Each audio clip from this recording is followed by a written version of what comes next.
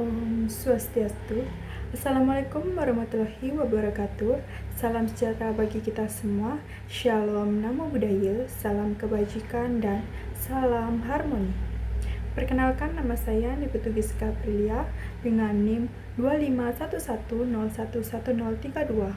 Di video kali ini saya akan menampilkan pemaparan rencana pembelajaran bimbingan dan konseling dalam mata kuliah konseling multibudaya yang diampu oleh Profesor Dr. I Ketut Darsana MPD. Selamat menyaksikan. Selamat siang semuanya. Selamat siang. Baik, di pertemuan ini kita akan membahas terkait rencana pembelajaran bimbingan dan konseling dalam penerapan teori behavior berbasis teknik dan yoga dan meditasi untuk mengatasi kecemasan dan ketidakpercayaan diri murid terhadap lingkungan. Nah, kita langsung saja ke tujuan umumnya. Murid mampu memahami penyebab munculnya kecemasan dan ketidakpercayaan diri dalam lingkungan sosial, serta mampu mempraktikkan teknik behavior berbasis yoga dan meditasi untuk mengurangi kecemasan dan meningkatkan rasa percaya diri melalui pendekatan behavioristik sehingga tercapai kondisi diri yang lebih tenang, stabil, dan adaptif terhadap lingkungan. Nah, ada tujuan khususnya, yaitu murid mampu memahami penyebab munculnya kecemasan dan ketidakpercayaan diri yang berkaitan dengan faktor lingkungan sosial, pengalaman individu, serta respon perilaku berdasarkan pendekatan teori behavioristik. Nah, adapun definisi konsepnya, yang pertama ada definisi kecemasan dan ketidakpercayaan diri. Kecemasan dan ketidakpercayaan diri merupakan kondisi psikologis yang saling berkaitan, ditandai dengan munculnya rasa takut, khawatir, dan ragu terhadap kemampuan diri saat menghadapi situasi sosial yang dianggap mengancam atau tidak pasti. Nah, secara fisiologis, kondisi ini bermanifestasi dalam bentuk ketegangan tubuh, jantung berdebar, hingga pusing kepala yang muncul sebagai respon otomatis terhadap rasa tidak aman.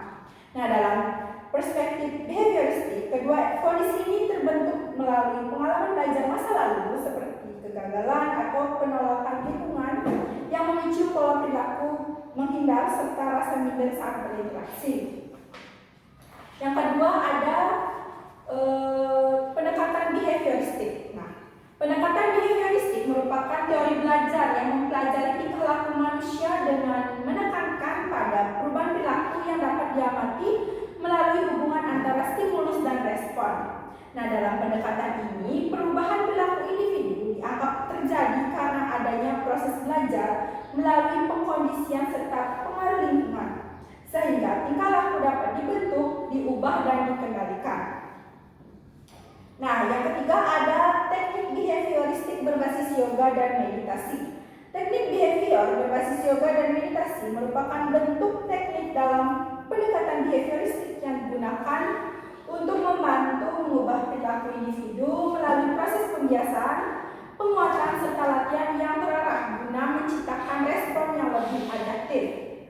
Teknik ini menggabungkan latihan yoga berupa pengaturan pernafasan, gerakan tubuh sederhana, dan relaksasi, serta meditasi yang menekankan pada pemusatan pikiran dan kesadaran diri. Nah, dalam penerapannya, teknik ini berfungsi sebagai stimulus positif yang dapat membantu individu mengurangi kecemasan, menenangkan pikiran, serta meningkatkan rasa percaya diri melalui pengendalian emosi dan tubuh secara lebih teratur. Nah, adapun proses pendekatan behavior dalam teknik yoga dan meditasi, yaitu yang pertama membangun hubungan yang nyaman dan suportif dengan peserta didik. Yang kedua, mengidentifikasi perilaku kecemasan dan ketidakpercayaan diri peserta didik, dan yang lainnya. Yang kedua, ada prosedur atau langkah-langkah pendekatan behavioristik dengan teknik yoga dan meditasi. Yang pertama, ada tahap pembukaan yang berisi salam dan perkenalan. Yang kedua, ada tahap identifikasi masalah. Yang ketiga, ada tahap penggalian latar belakang masalah. Yang keempat, ada tahap treatment dan teknik meditasi. Yang kelima, ada tahap penguatan atau reinforcement. Dan yang keenam, ada tahap penutup. Nah, ada pun tujuan pendekatan behavioristik dengan teknik yoga dan meditasi. Yang pertama, ada membantu peserta didik mengurangi sosial. Yang kedua, membantu peserta didik meningkatkan rasa percaya diri dalam berinteraksi dengan lingkungan dan yang lainnya. Yang selanjutnya ada prinsip pendekatan behavioristik. Yang pertama ada prinsip stimulus dan respon, yang kedua ada prinsip penguatan, yang ketiga ada hukum efek, yang keempat ada prinsip habituasi dan pengulangan, dan yang kelima ada prinsip pembentukan bertahap. Nah, ada pun fungsi pendekatan behavioristik. Ada fungsi pemahaman, fungsi preventif, fungsi pengembangan, fungsi preservatif, dan fungsi kuratif. Nah, ada pun asas pendekatan behavioristik, ada asas kerahasiaan, kesukarelaan, keterbukaan, keaktifan, kemandirian, kekinian, kedinamisan, keterpaduan, keharmonisan, dan asas Luhuri Handayani. Nah, skill konseling yang digunakan ada attending behavior, client observation skill, open question, close question, and encourage, paraphrase, reflection of feelings, reflection of meaning, direction, feedback, dan summarization. Nah, teknik yang digunakan ada teknik meditasi, teknik relaksasi pernapasan, teknik pemusatan pikiran, teknik afirmasi, dan teknik relaksasi tubuh sederhana. Nah, ada pun teknik yoga dan meditasi. Nah, teknik yoga dan meditasi merupakan metode relaksasi komprehensif yang mengintegrasikan latihan pernapasan teratur, gerakan tubuh sederhana, serta pemusatan pikiran untuk menciptakan kondisi diri yang tenang, stabil, dan rileks. Nah, praktik ini bekerja secara efektif untuk mereduksi ketegangan fisik maupun emosional, mempertajam konsentrasi, serta melatih kontrol diri dalam mengelola pikiran dan perasaan secara lebih positif.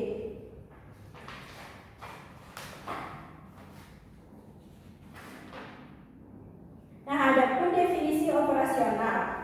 Yang pertama ada kecemasan dan ketidakpercayaan diri pada peserta didik. Kecemasan didefinisi sebagai kondisi emosional yang ditandai dengan perasaan khawatir, tegang, dan takut yang berlebih terhadap situasi tertentu.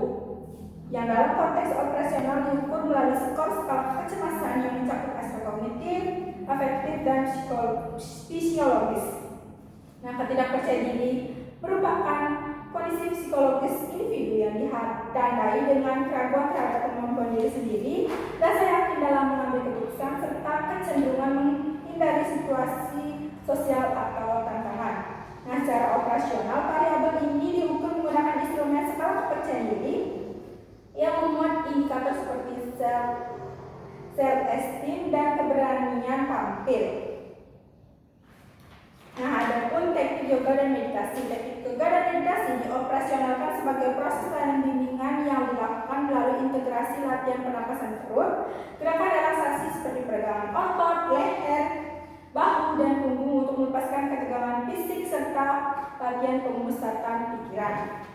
Nah, ada pun media dan alat yang akan kita gunakan untuk praktek tersebut. Yang pertama ada LKPD, ada alat tulis, ada laptop atau komputer, ada LCD dan proyektor, ada speaker atau audio relaksasi, ada video panduan yoga dan meditasi yang akan saya kirimkan, ada musik instrumental atau musik relaksasi, ada matras, ada ruangan yang nyaman dan tenang, air minum, aromaterapi kimia relaksasi, pakaian yang nyaman untuk melakukan yoga dan meditasi, timer atau stopwatch, dan buku catatan refleksi atau jurnal sederhana murid. Nah, sampai situ apakah kalian memahami apa yang sudah saya jelaskan tadi? Sudah. Oke, itu saja dapat saya sampaikan pada pertemuan kali ini. Saya akhiri dengan terima kasih semuanya. Terima kasih, Bu. Itu saja video dari saya. Mohon maaf jika ada salah kata. Saya akhiri dengan para mesanti. Om Santi Santi Santi Om. Wassalamualaikum warahmatullahi wabarakatuh. Salam sejahtera bagi kita semua. Shalom, namo buddhaya, salam kebajikan, dan salam harmoni. Terima kasih.